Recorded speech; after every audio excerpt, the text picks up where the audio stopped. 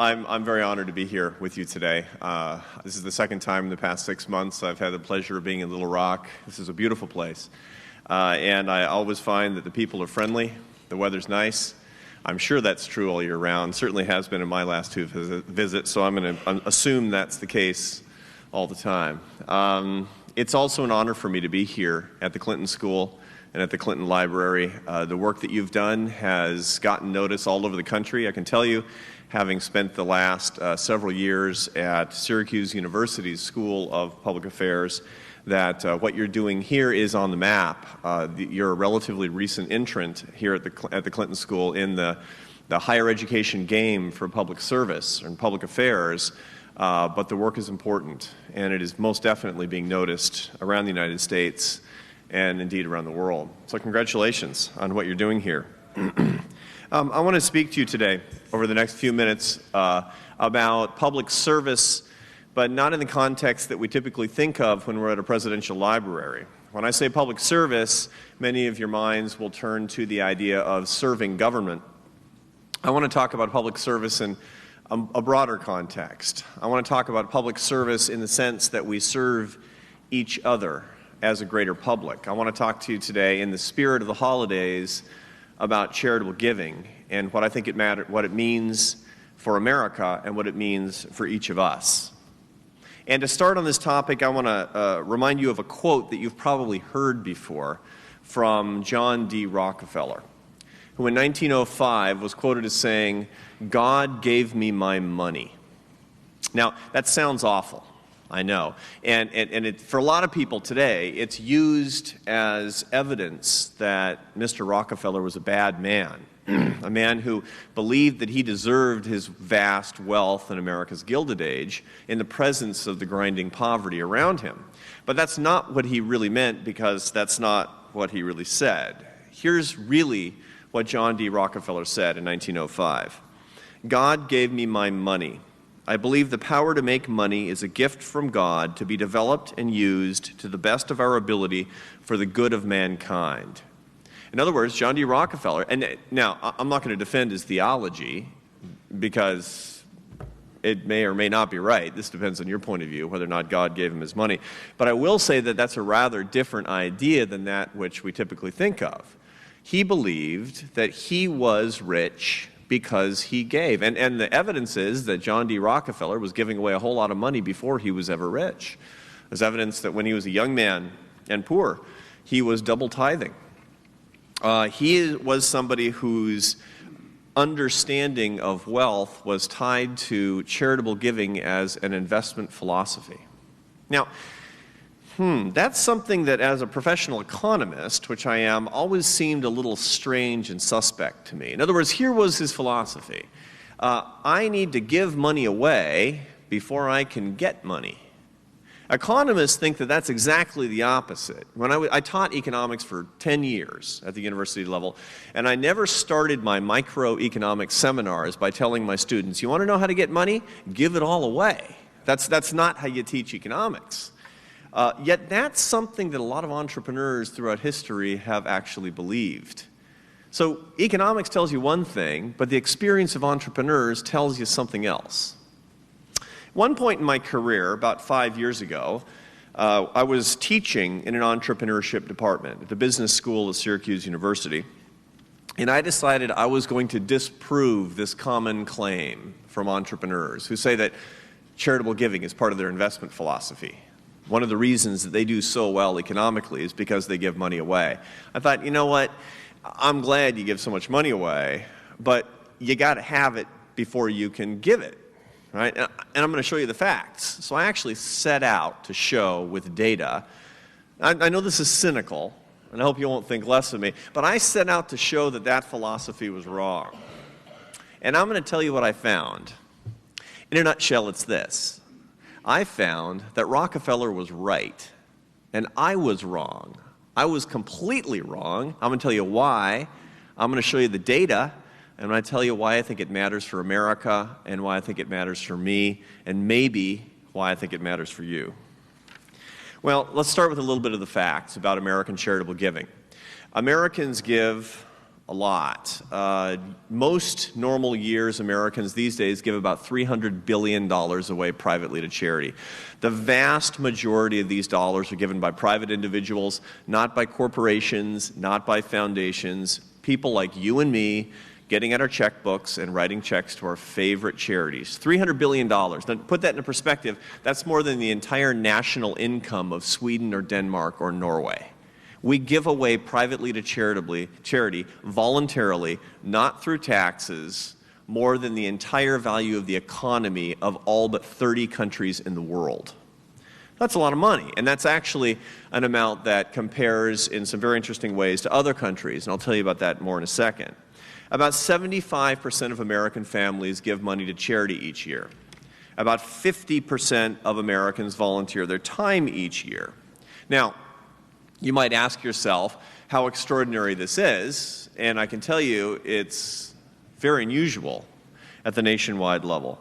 Americans give per capita about 3.5 times as much money each year as the French to charity, about 7 times as much as the Germans, about 14 times as much as the Italians.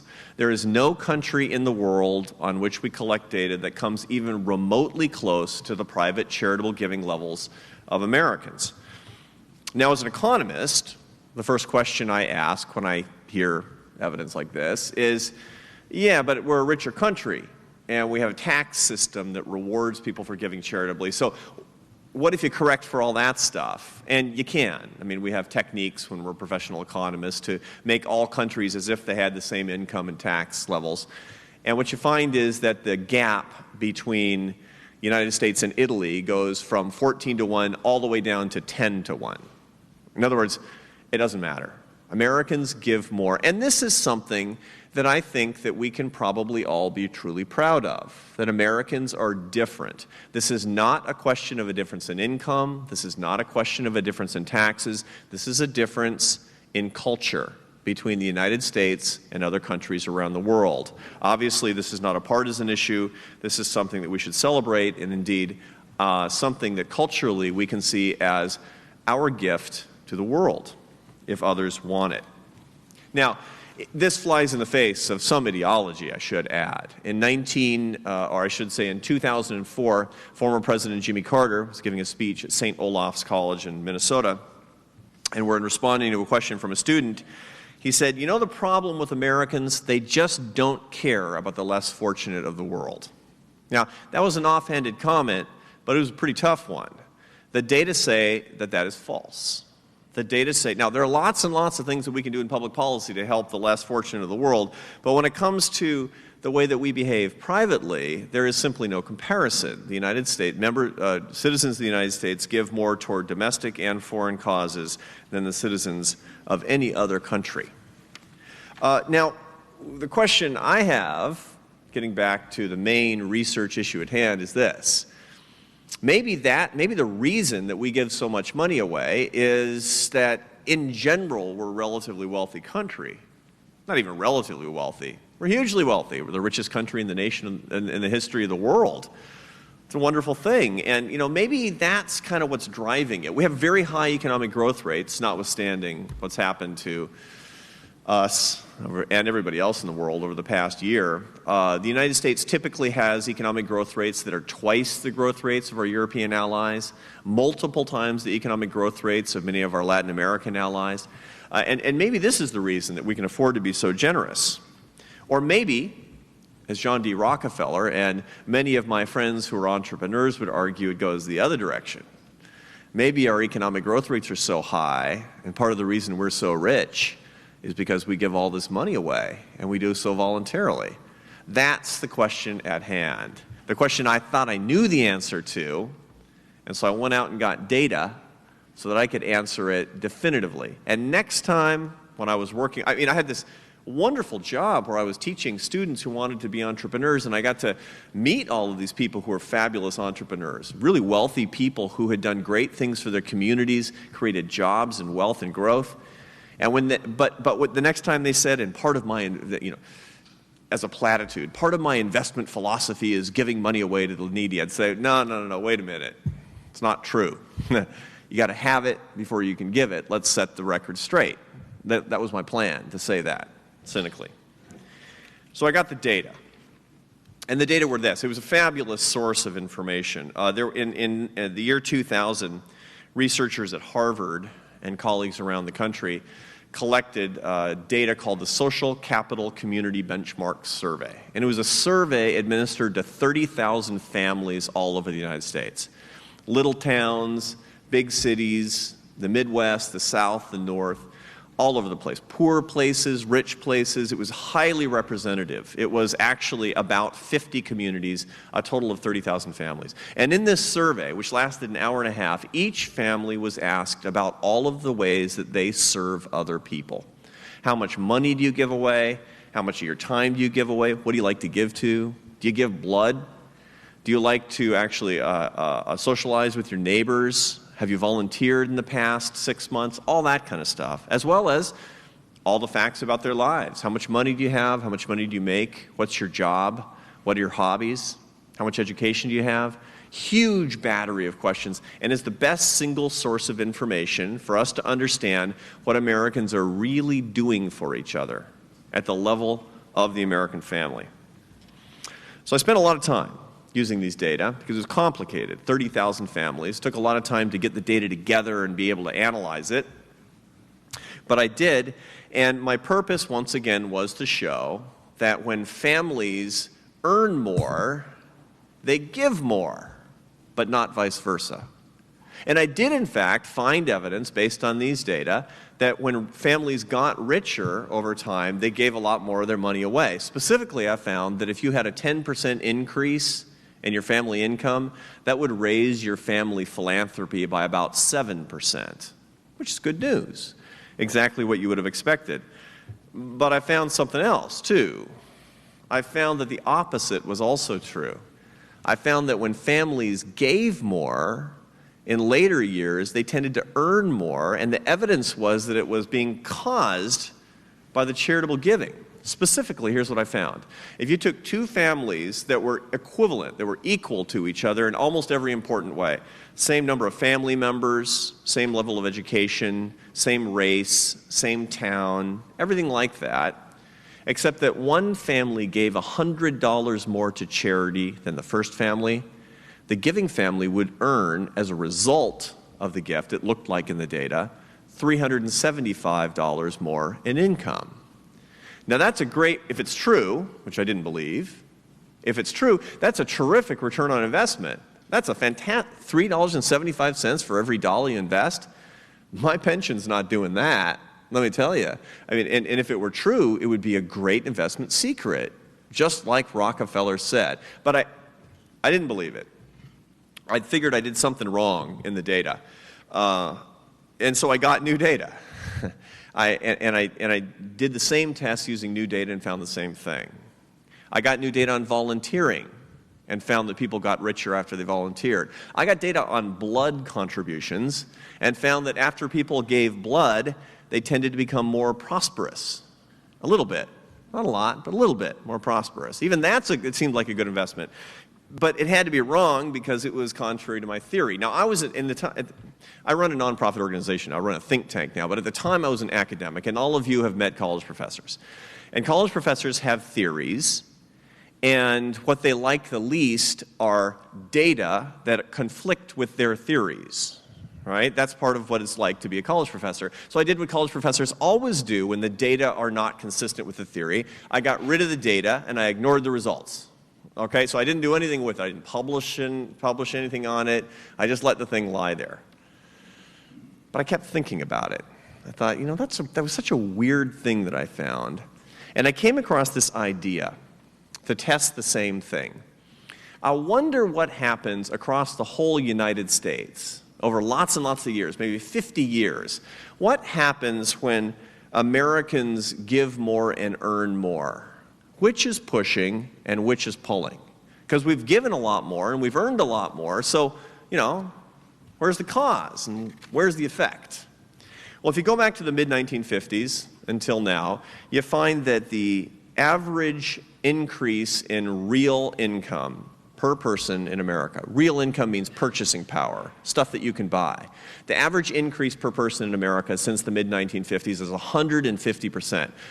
This is amazing, because in already rich countries, you don't get increases like that. In America, you do, because we're a prosperous place, and we have been for a long time, and I am confident that we will be prosperous again in the future, notwithstanding what we've all endured over the past year.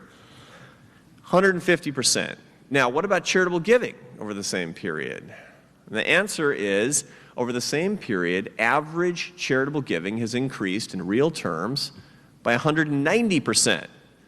So we got 150% richer per person, but we gave away 190% more in charitable giving per person.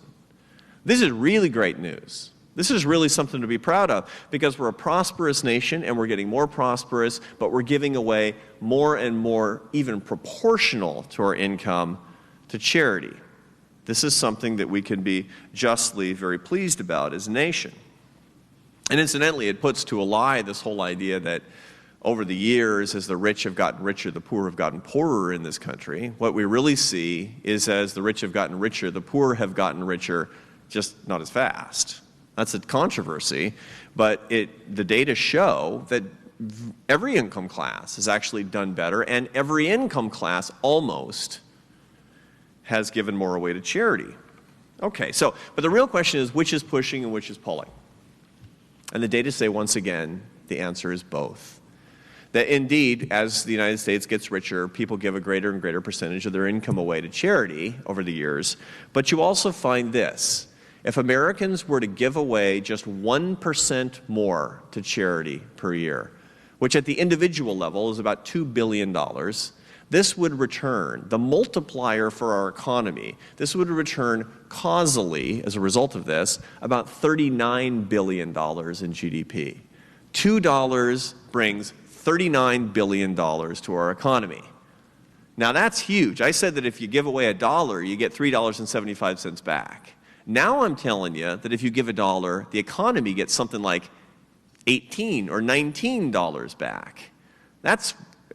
If that's true, then charitable giving is not just a great investment, it's a patriotic act. It's creating growth and it's creating jobs. You want to serve your country? You want to do public service? Get out your checkbooks. Don't write the check to me. Write the check to your church. Write the check to the Clinton Library, the Clinton School. Whatever actually makes you happy, whatever sings to your heart, will be a form of public service. If it's true, if the data are right. And once again, I got to tell you, I didn't believe it. I didn't believe it. I didn't believe a word of it. I thought this is something that economists call spurious correlation, which means it looks like it in the data, but it's not real because you did something wrong. So we have a fancy term for everything. That's how we get promotion and tenure in the university system. So I didn't believe it, but I couldn't stop thinking about it. It was, my imagination was captured by this thing as I was doing this research.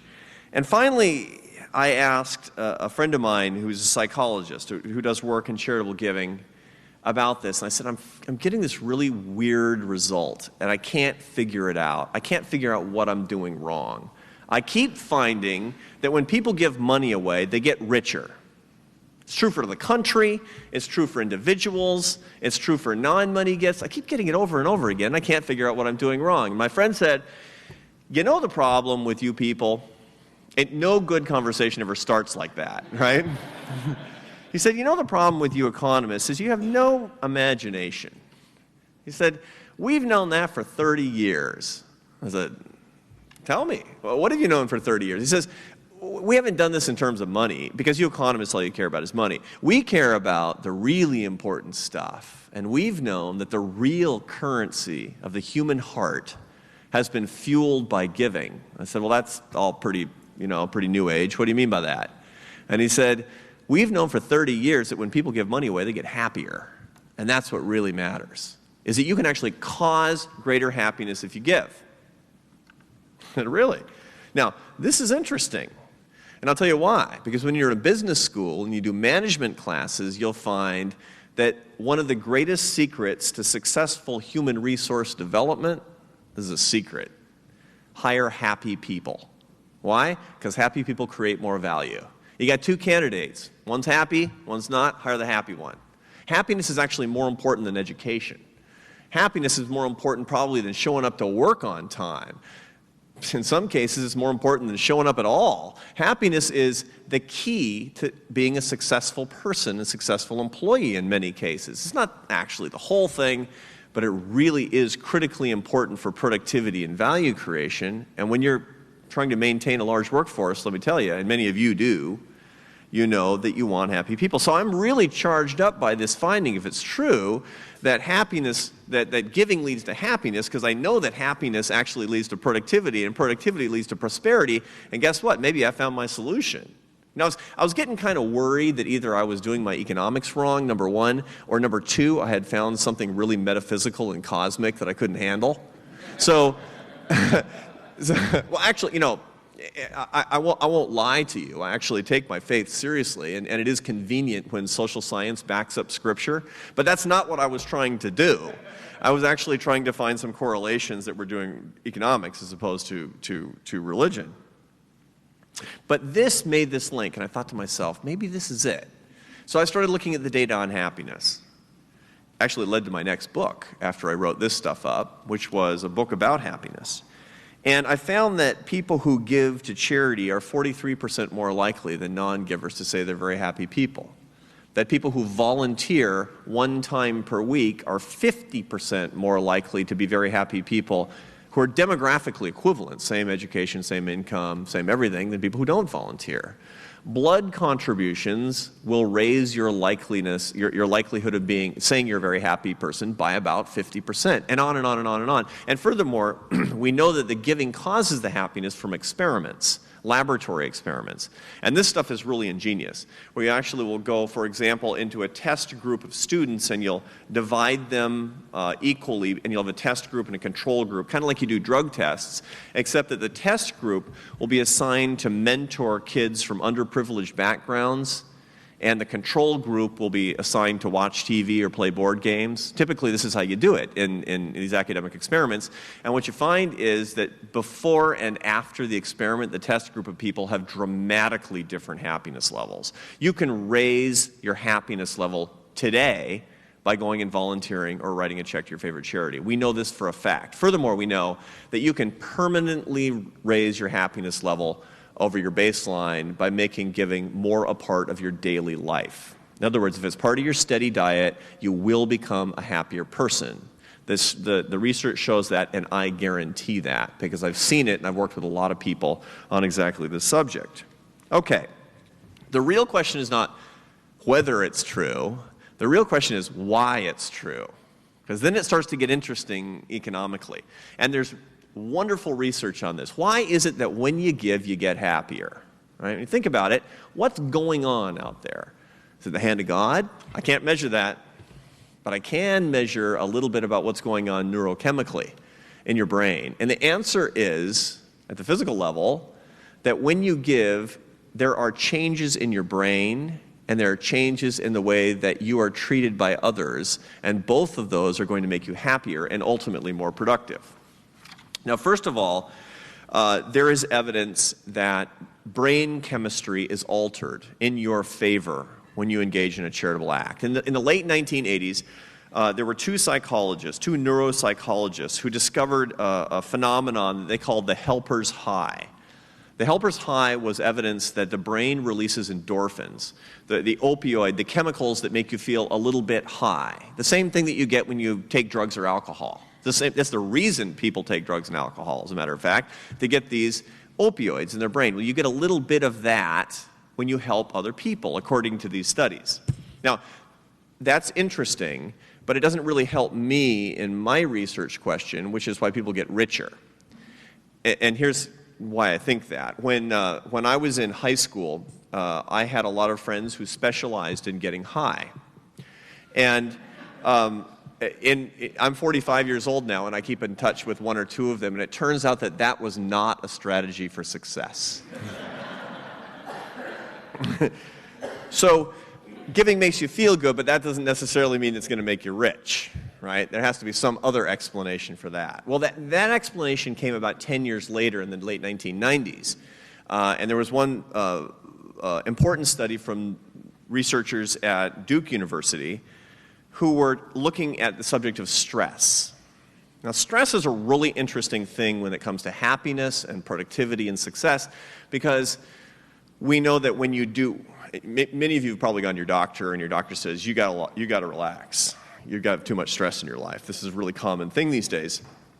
And your boss would like you to be a little less stressed out too, because you'll be more productive and happier, and you'll create more value if you can go about your daily life, but with less stress in it. It's really an important factor for making people productive and happy and flourishing in their lives. Now, there are 3 stress hormones out there. This is a primer in brain science. The 3 stress hormones, when you get cut off in traffic or somebody insults you, 3 stress hormones kick in: cortisol, epinephrine, and norepinephrine. They're the things that light your brain up like a Christmas tree when something bad happens to you, basically. The researchers at the Duke Medical School were doing a study that were measuring these 3 stress hormones in senior citizens before and after they undertook a charitable act. Now, the charitable act in question was, believe it or not, giving massages to infants. I mean, I love academic research. You can get tenure for like anything, including, I have old people rubbing babies, and I'm going to get a publication out of this that will ensure that I make full professor. I mean, it's not to be believed. But the study is very interesting nonetheless, because what they showed is that the senior citizens that were giving massages to infants had their stress hormones fall by about 50% right after undertaking this mildly charitable act. Now, why babies? Because babies can't massage you back. They can't even say thank you. They either go to sleep or stop crying or something. I mean, it's not very necessarily rewarding in a physical sense to the people that are undertaking the act. Subsequent research has shown the same thing. When people do nice things for others, they lower their stress. So there's practical advice in this. Are you stressed out today? Go do something nice for somebody else. Give a higher tip than you meant to. Write a check. Volunteer. Do something unexpected that's nice for other people, and you will lower your stress. That's according to the research. Okay, now, this is linked to success, of course, because people who are less stressed out tend to be more productive, and people who are more productive tend to get richer. Okay. Now, here's the second link. When you undertake charitable acts, people will perceive you as a leader. Now, I'm not making this up. Here's a wonderful study that shows that this is the case. At the University of Kent in England, about 6 years ago now, researchers, psychologists, and economists were doing a piece of research that revolved around what they call a cooperation game. Now, a cooperation game works something like this. You have human subjects that come into a room, and you give each one of them some money, and you give all of them a choice.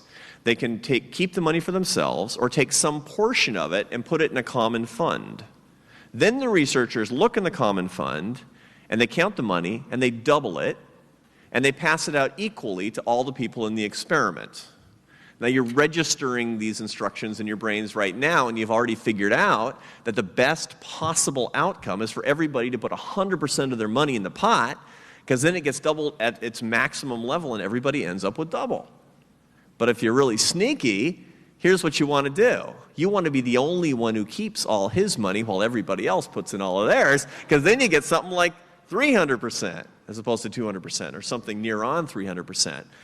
Economists have been doing this forever because they want to see how people cooperate with each other, how people give to each other. And they ask questions like, do people cooperate more when others are watching them? The answer is yes. Do women cooperate more than men? The answer is obvious.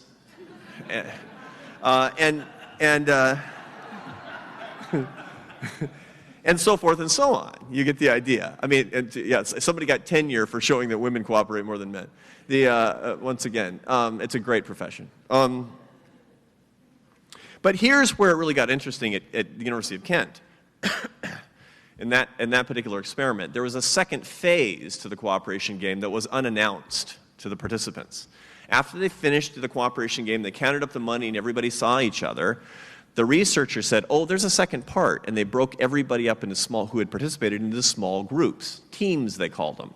And to perform a simple task as teams. It was actually to solve a puzzle, as it turns out. But here's what they really cared about. They said, each of you need to elect a team leader for each one of these teams. Now, here's what they were thinking. They wanted to see how the decision to elect a team leader related to the cooperation that had been exhibited in the first part of the experiment. These people didn't know each other. They were complete strangers. The only thing they knew about each other was the tendency to cooperate, the tendency to give to one another. What they found was that in 82% of the cases, the team leader elected was the biggest giver from the first part of the experiment. Extraordinary. Their result, which is justified by the data and by subsequent experiments, is this. If you want people to see you as a leader, first have them see you as a giver. Servants are seen as natural leaders. What an extraordinary thing this is. I mean, you've heard about servant leadership, and it's all sort of mushy, new agey stuff. Now you got the data. The data say that this is part of how the human brain processes the talent for leadership is by actually witnessing service. Now, back to the question at hand. Why do people make more money? Leaders make more money than followers. When you give, you're perceived as a leader in your mind, in the minds of others, and you will do better. Now, it goes on and on. I mean, I'm not going to go on all day because I want to get to the big point about what this means for us and for public policy and how we can use these findings. But let me tell you, the studies say that when you give, you have better health. When you give, you're a better citizen, and on and on and on. All these things can be tracked in, of course, your natural level of prosperity. Oh, my favorite study is when people volunteer, it improves their health outcomes by even more than if they quit smoking. Right? How about that, huh? Now, so I'm thinking, what happens if you smoke while volunteering? Do they, all of this leads to the same conclusion. There are natural, earthbound, non-religious explanations, or not necessarily religious explanations, for why when people give, they get. And now here's the real mystery.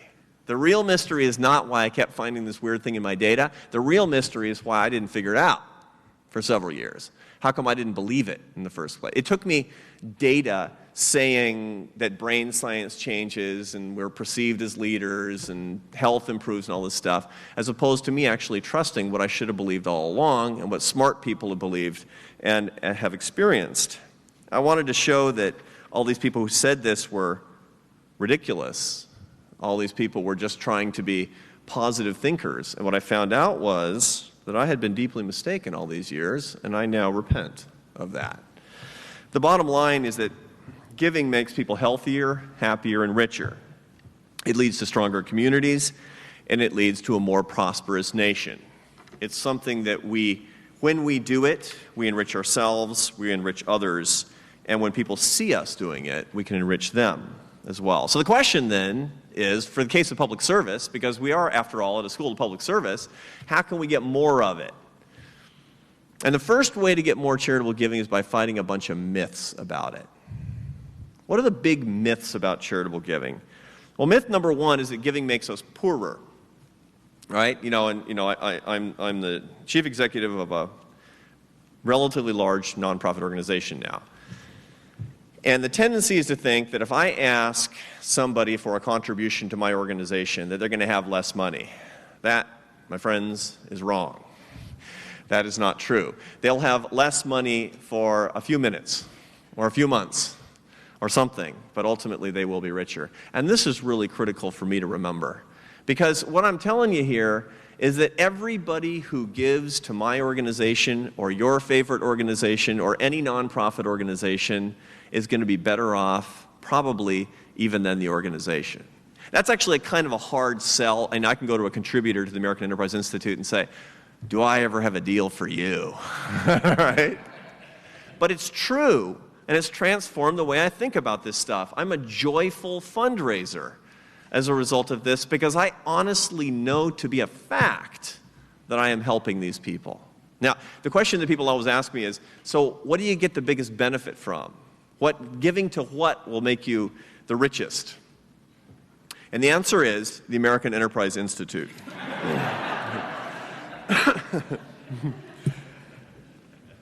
Myth number 2 is that people are naturally selfish, and this is the problem, right? It's not true that people are naturally selfish. The fact of the matter is that people are unnaturally selfish. People are selfish. You see it all the time, but that's not when we're in our state of real psychological equilibrium. That's not when we're our best selves. That's not when our brains are calmest and best and most productive and best working. When we are our most natural best selves, it's when we're giving. We are not naturally selfish. Myth number 3 is that giving is a luxury. It's not. It's a necessity. Here's something I haven't talked to you about already. Who are the most giving Americans? Well, you can break it down by religion, you can break it down by politics, you can break it down by lots of things, but here's one interesting breakdown. The working poor in America give the highest percentage of their income away to charity. The second highest group are the rich. The lowest are the middle class and the non-working poor, it turns out. So the working poor are actually also the most income mobile. You hear all the time that, if you're rich, well, you hear the competing narratives. Sort of on the political right, you hear that everybody can do anything they want in America, just pull yourself up by your bootstraps. On the political left, it's if you're poor in America, you're stuck. The truth is that both groups are right. The working poor are the most income mobile, and the non-working poor are the most income immobile in America, and not coincidentally, the working poor are also the most charitable Americans. The lower middle class and the working poor are a group that we can all take a charitable giving lesson from in this country. They understand that giving is not a luxury, that giving is a necessity, and this is one of the secrets, economically, to their success, to their income mobility over time. Here's the 4th myth. We can afford to get rid of charitable giving if we just get our public policies right. I hear this all the time. I live in Washington, D.C., and Washington, D.C. is this hotbed of obviously political controversy, and nobody agrees, and it's very acrimonious in the debates. And I hear this a lot, that if we just got our public policies right, we would have no need for philanthropy. The real pity about America is that there's so many needs that people have to give charitably. I hear this a lot. There are a lot of people who actually believe this. I can tell you that the day we stop giving charitably is the day we get unhappier, unhealthier, and poorer. We all have to give. There will never come a day when our needs are completely met. Not our needs as people who need charitable services, but rather our needs as givers. America's really 2 groups of people in need. People who have a need for services that come from nonprofits and governments, and all the rest of us who have a need to give. The government can never supplant the need for us to give philanthropically, and we must demand our responsibility and our right to be the providers of key services in particular areas. There's no substitute for giving unless we want to be unhealthier, unhappier, and poorer as a nation. So, how do we get more of it beyond these myths? And the answer really is this. Giving is a learned behavior, so we need to teach it. And once again, this gets us back to the theme of learning public service, given where we are today. How do you teach giving? Our schools, ideally, are very good at teaching traditional academic disciplines, reading and math and writing. They're not actually always very good at that, but in theory, they're good at doing those things. There are some core competencies, however, that they never think about very much. Core competencies to human success, like charitable giving. How can we teach those things better? The answer does not come from professional educators, does not come from teachers' unions.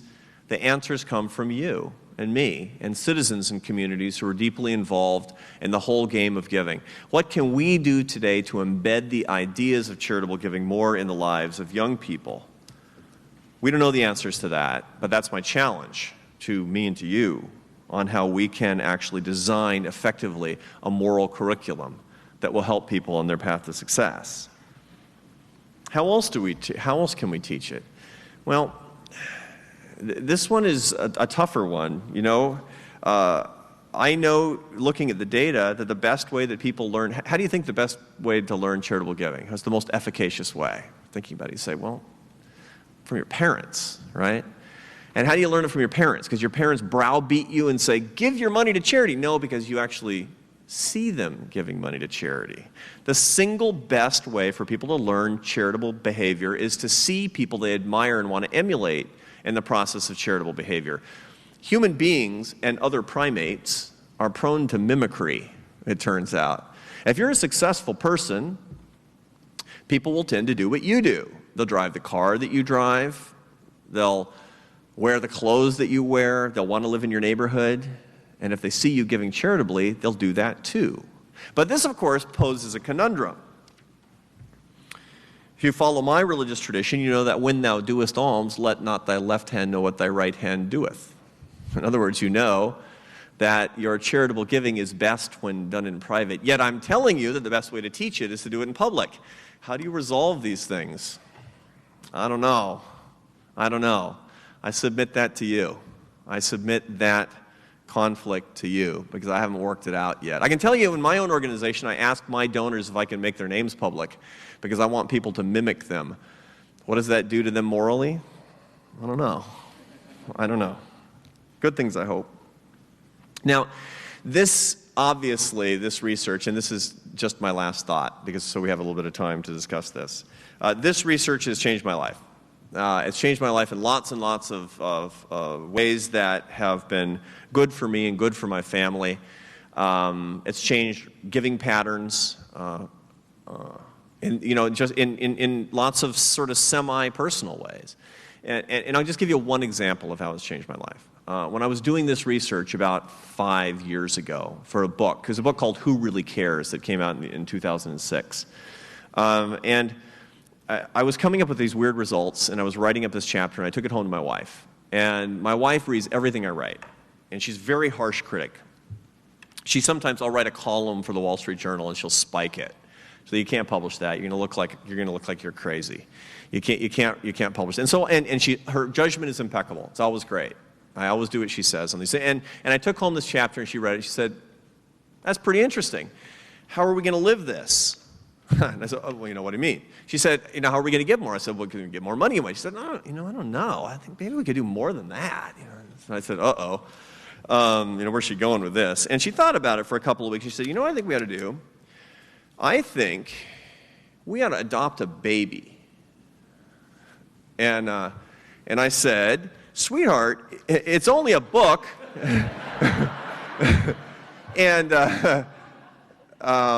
But of course, I really had no argument.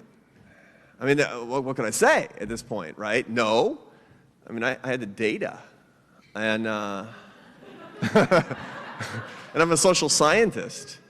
And so we did. It was incredible. And it was the most affirming, most life-changing thing that our family has ever experienced. I have to tell you, that's one experience, but it's so convenient when your data work out to truly enrich your own life in a wonderful way. And I'm happy to tell you that after several years, the subject of that has enriched us by orders of magnitude more than we ever enriched our daughter's life, whom we adopted.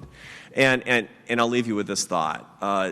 As I've gone through this, as it's formed the way I think and the way I work, I see that one of the truly great things about this country is that we are different than people in other countries. We give more. This makes me a more patriotic person, but it gives me, as much as anything else, a perspective on what it means to be among people like you. Like I said, I have the data, and the data say you're givers. Most of you are giving, and you're giving a lot. You're giving your time, you're giving your energy and your affection, and you're giving your money. And I know that even though I'm not involved in the actual causes you give to, because I don't go to your church or your school or your nonprofit organization of choice, that every dollar you give away is creating the country that I want to live in, with the jobs and the growth and the prosperity that characterize what it means to be an American. So my last words to you today are, thank you.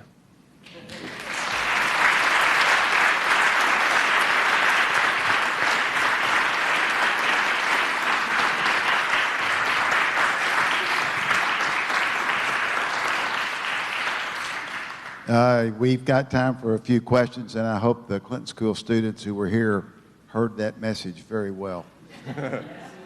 Got it. Good, Ryan. If you heard it, then I'm sure everybody will hear it if they didn't. Especially when you're alumni and you get a letter from the Alumni Association.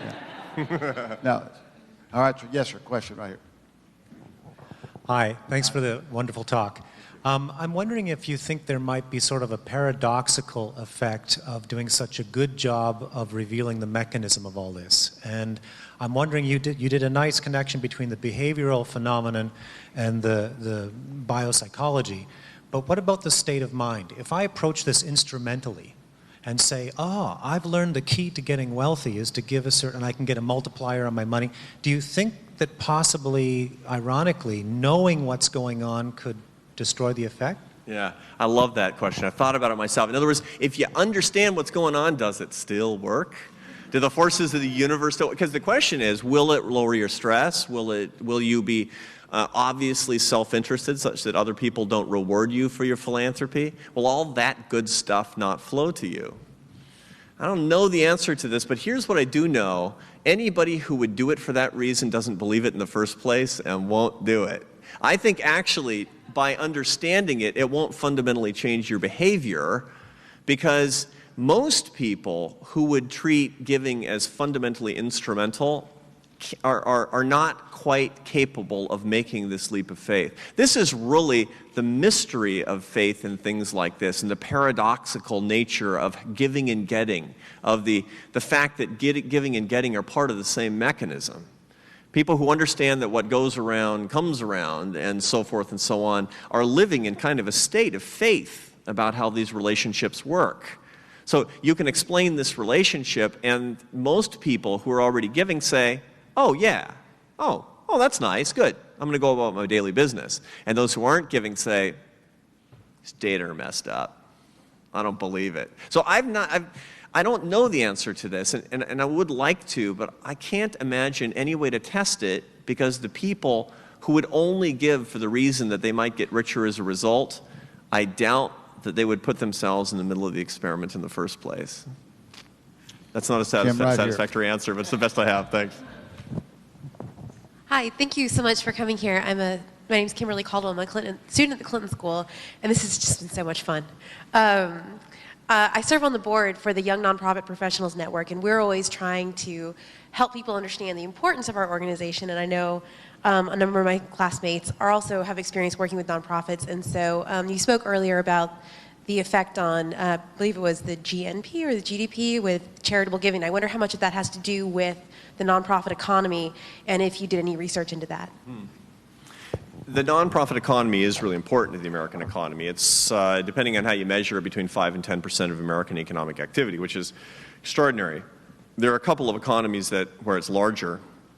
Holland, for example, is a larger nonprofit sector, but the only reason for that is that most nonprofits are funded entirely by the government, so they're effectively government agencies, is what we find. There is no doubt part of the economic multiplier comes from the fact that nonprofit organizations create jobs, and they create growth, and they create opportunity, but they can't statistically account for more than a few of the percentage points that we're finding. That said, it is significant, and it is good for the economy. Nonprofits are and will continue to be good for the economy. Yes, question right here at the back. Don, right there. Slightly off the subject of charitable giving, in your book you've talked about the eudaimonic idea of there's no happiness without virtue. Would you make a comment about this economy and so many people being jobless and losing homes and so on, where they're just as virtuous, but perhaps the happiness is not there for them? Can you give us an idea of how to look at that? Sure. A talk I could have given today, and one that I give a lot, is called "Does Money Buy Happiness?" One of the subjects I've done a whole lot of research on is the links between human happiness and material prosperity, and what are the links, and what you find in a nutshell. I mean, I'll take 15 seconds and give you a 45-minute speech. I mean, you get the idea. Don't worry, it'll be 15 seconds. Is that money does not buy happiness. What buys happiness is a sense of earned success. If you feel you're earning your own success, and success is defined as creating value in the lives of others, earned success, not being given to you, is truly the secret to happiness. It also tends to draw money to people who are in the process of earning success. The problem is that we have a tendency to mistake the true source of happiness with what measures happiness easily, which is the money. And so people will, the main reason for the tyranny of materialism is the error of measuring the wrong and pursuing the wrong thing statistically. This is the reason, incidentally, that what do you think is the average unhappiest age in a man's life? There's data on this. Guess what? 44. 44. Now, 44 is the average. I wrote a book on happiness that was published 2 weeks before my 44th birthday, accidentally. So I appreciate your concern.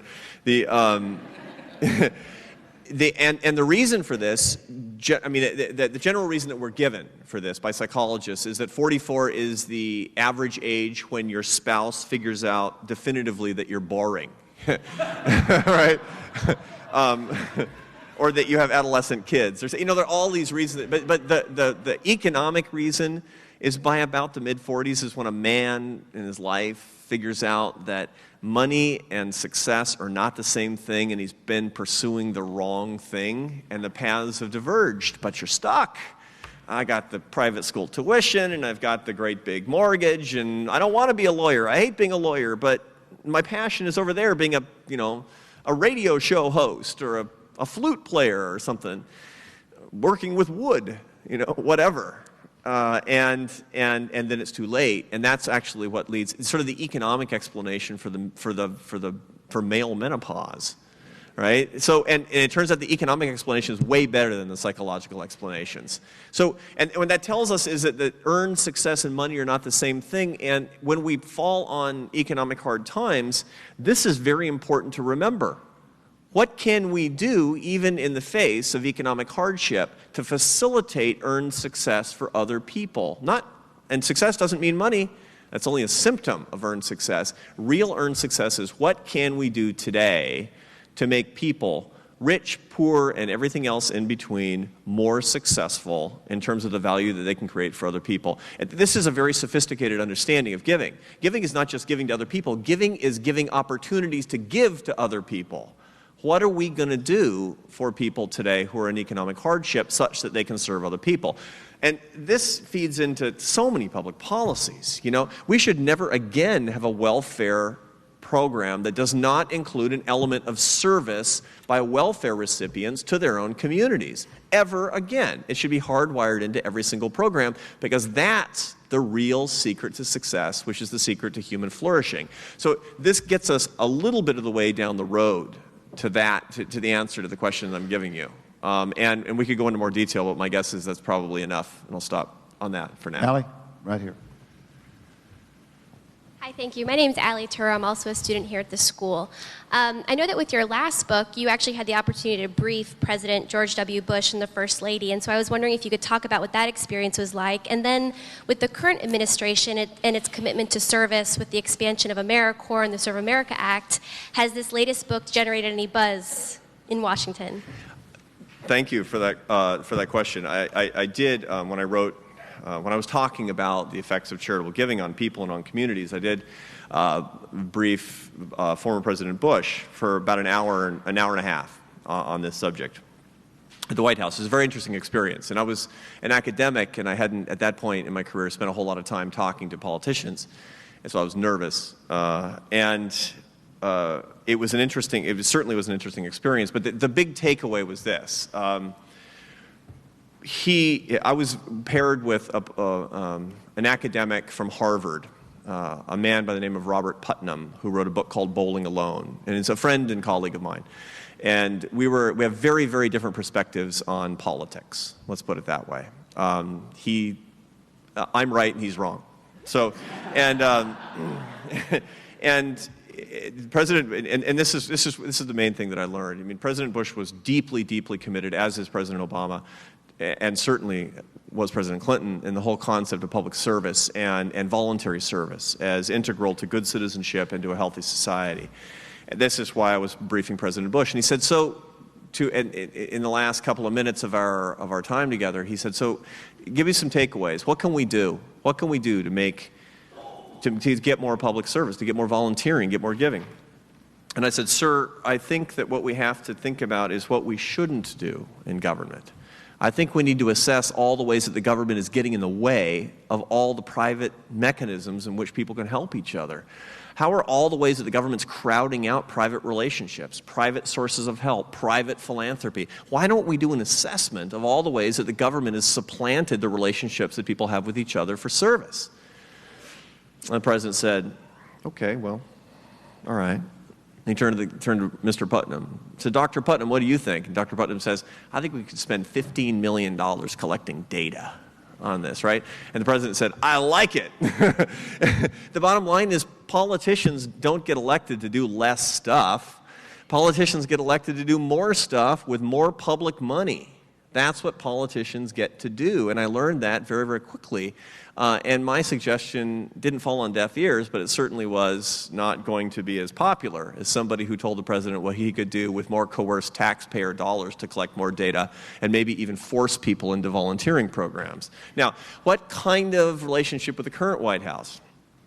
I'm the president of the American Enterprise Institute, which, as some of you know, is an organization dedicated to expanding personal liberty, increasing individual opportunity, and defending the free enterprise system. This gives you an idea of the political orientation of my organization. Suffice it to say that my relationship with the current White House is troubled, a little. And I haven't briefed the president on it. That said, I'm convinced that President Obama and I, when it comes to the importance of charitable giving and volunteering, public service, agree on just about everything. We have time for one more question. Right up, right. Thank you very much. He'll turn it up. Just Thank you very much for coming out. I really enjoyed the presentation. Getting back to the economic standpoint of the multiplier, immediately what came to mind to me was Milton Friedman and helicopters and passing money out to all the people and then letting it trickle out into the economy to produce growth. Yeah. And what we're seeing now is we have trillions of dollars that's up there at the top, not getting down, and the charities is I see as a factor. If I have $20 here that would wound up in my bank account not doing anything, earning minimal interest, or I hand that to someone who goes out in the economy or to some charity, it immediately goes to work, because that's what charities do. There is a need there, and it immediately goes to work. And I would like you to comment on that, and I have a request, too, that you get this book to Ben Bernanke and get it to him about how to get this down to the people. Yeah. Thank you. I like the suggestion. Yeah, no, and this is complicated stuff because macroeconomically we're talking about the difference between spending money and saving money and which is better for the economy. And in general, you know, in a nutshell, one of the biggest problems that we're having economically right now is because Americans consume too much and save too little. Actually, paradoxically, that we haven't put enough in our savings accounts that will earn interest, because when it sits there, it doesn't go into a black box. The banks lend it out to companies who invest, and they grow and they create jobs, and that's the source of economic growth, and we haven't done nearly enough of that in the United States. And overconsumption drove up prices and created a housing bubble, and the result was a current recession. Paradoxically, however, you're correct that the answer to fixing the problem from overconsumption is not less consumption. It's actually more consumption. What we need is more of the drug that got us into this drug-riddled state in the first place, and we need people who actually too go out and spend money, and this is the genesis of this whole idea that the government is going to stimulate the economy and spend a whole lot of money. Right now, how can you do your little part to stimulate things? You are exactly right. When you give your money away, this is the best kind of stimulus that the economy can possibly get, because it's going where you believe there is the greatest need and when there will be action. Now, there are ways that you can give your money away that will have less action. So, for example, your local university might come and say, give to our endowment campaign, which is to say, inject some money into our savings account. that might not be the best type of stimulus right now. You still might want to do it, but that's not basically the best type of stimulus. But your point is outstandingly well taken, that all of us can start our own little moral stimulus plans by going out and giving a little bit more today. Thank you very much.